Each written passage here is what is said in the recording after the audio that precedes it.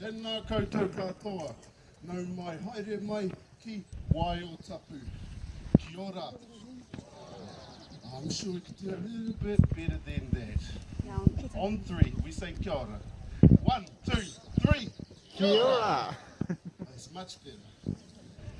So kia ora, good morning. Welcome to Waiotapu Thermal Wonderland. My name is David. I'm the head guide here at Waiotapu. And welcome to the Lady Knox Geyser. But before I talk to you about our lovely lady, there's just a couple safety issues to cover. Now, for those of you heading back to the thermal park, after you've seen our eruption, please be aware that you're entering an active volcanic area. For your safety, it's very important that you please stay on the formed pathways, follow the signage and closed footwear. This is recommended as well. Thank you. So in the 1800s, it was estimated to be around 130 active geysers in this area, but by the 1970s, sadly, this number had been reduced to only about 15. Now the story behind Lady Knox Geyser began just over 100 years ago. So at this time, this area was nothing more than a barren wilderness, and it was covered in a light shrub and bush. And not too far away from where you folks parked your vehicles this morning, there was a prison. In fact, it was New Zealand's first open prison camp. Now the prisoners sent here were required to clear the shrub and bush to make way for the planting of pine trees. And naturally, it was a group of these prisoners that came across this clearing. And again, what you're seeing now, it's not what you would have seen back then. All that was here was a beautiful clear hot spring with a little ledge around it, about so high. To give you folks an idea of what it looked like, but on a much smaller scale, if you look over at that rock formation to my right. Now if you look carefully, you may see a shrubby looking plant literally growing from out of that rock. Now that's a manuka, or New Zealand tea tree, and its base marks what was then another hot spring or another geyser. So 100 years ago, prison life in New Zealand, it was rather primitive. Those prisoners were around a half day's bumpy horse ride from Rotorua, and they did not have the luxuries of life. They certainly did not have access to constant hot water. So a group of these prisoners thought it would be a good idea to use this hot water spring they had found to wash their dirty clothes in. This would save them the bother of having to gather the firewood to boil the water so that they can wash their clothes. One day, a group of these prisoners were down here washing their clothes in the hot spring. So they pulled their clothes out, scrubbing them up with some soap and dipping them back in to rinse them.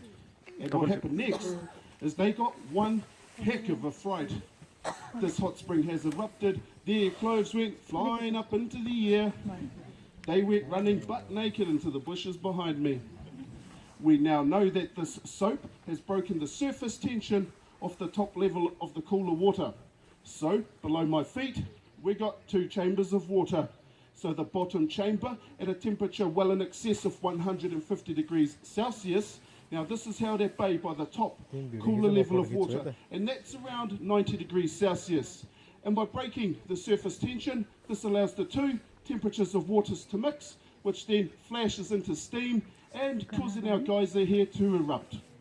So here I have in my hand a bag of an environmentally friendly soap-like substance called surfactant. Now this surfactant has been chemically engineered for myself to do exactly the same thing, but to leave behind no negative effects on the environment. So we'll pop this in and we'll see what happens.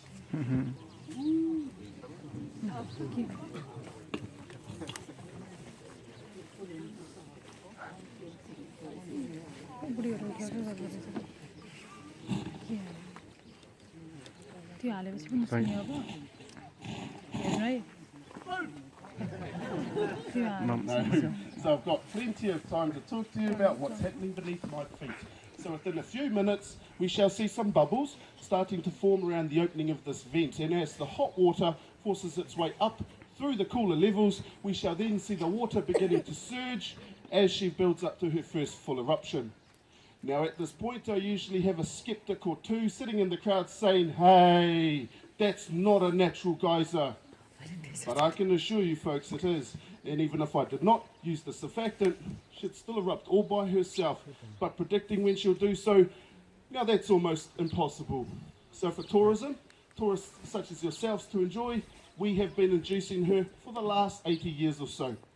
Now when she does erupt, there's going to be water hanging around in the air, and some of it may drift over towards the crowd. But don't worry guys, by the time it gets to you, it's going to be nice and cool, with a slight soapy feel. Now to get something that looks like the hot spring to look like this geyser we have, what happened was the prisoners came down and started to place rocks around the base of this hot spring to try and create a restriction or a chimney. And the reason for doing so, it was purely for their own entertainment. So in those days, they did not have TVs, computers or Pokemon Go. They had to create their own fun. And by creating a chimney, this forced the water into a more narrow opening, which created a stronger jet of water and ultimately sending their clothes even higher. And with every eruption, we'll see water flowing over this area here. Now that starts to get evaporated by sun and also wind, leaving behind the mineral silica, which is responsible for her white colour and shape. Our geyser is named after Lady Constance Knox. Now in New Zealand's history, quite honestly, she wasn't very important, but her father was. Now her father was a gentleman called Lord Ranfurly, and he was New Zealand's 13th Governor General. And in May of 1903, he was here in Waiotapu, just checking out the prison camp, just to see how they were going on. To mark this occasion, his daughter, Lady Constance Knox, she's christened our geyser, and this is how the association comes about. So just a quick bit of geology about our geyser. She's over 150 years old. Her natural reservoir below her holds 30,000 litres of water. Her natural eruption cycle, this is somewhere between 36 hours and 72 hours. Now she can erupt for up to 1 hour, reaching varying heights of between 10 and 20 metres high. But how high she does go and how long she plays for, this is dependent on barometric pressure and also the amount of groundwater available in a 24-hour period. So you can find geysers in 3 other main areas throughout the world. The largest group is in Yellowstone National Park in the United States of America, with another group in Kamchatka in Russia, and with a third cluster in Iceland. Now it's actually Iceland that gives us that word geyser, which in English it simply means to gush forth. Down here in New Zealand, we don't call these geysers. Now, a geyser to us is a 2-legged elderly gentleman and not one of these. So if you've got any questions about the geyser or the geyser or Waiotapu in general, please don't hesitate to ask any of the lovely staff here at Waiotapu. We'd be glad to help. So please take plenty of photos and enjoy your day here with us at Waiotapu Thermal Wonderland. Thank you very much.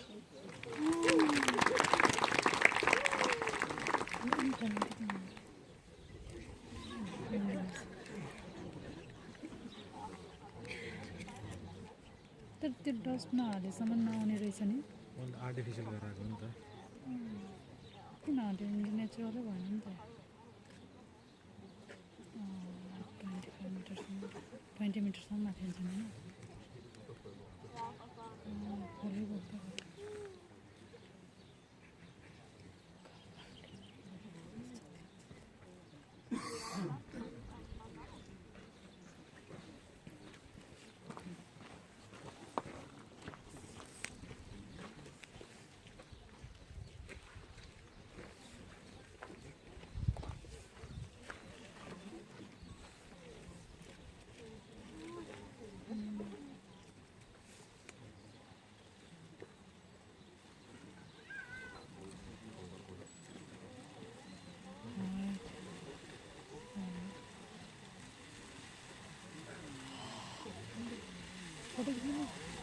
दुईजना video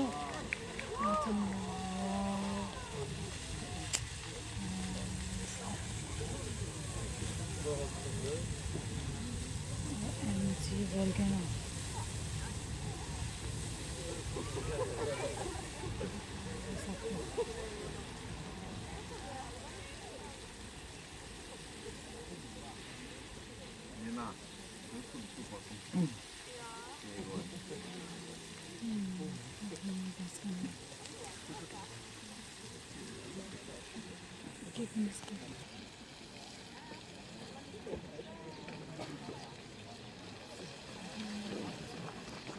Meron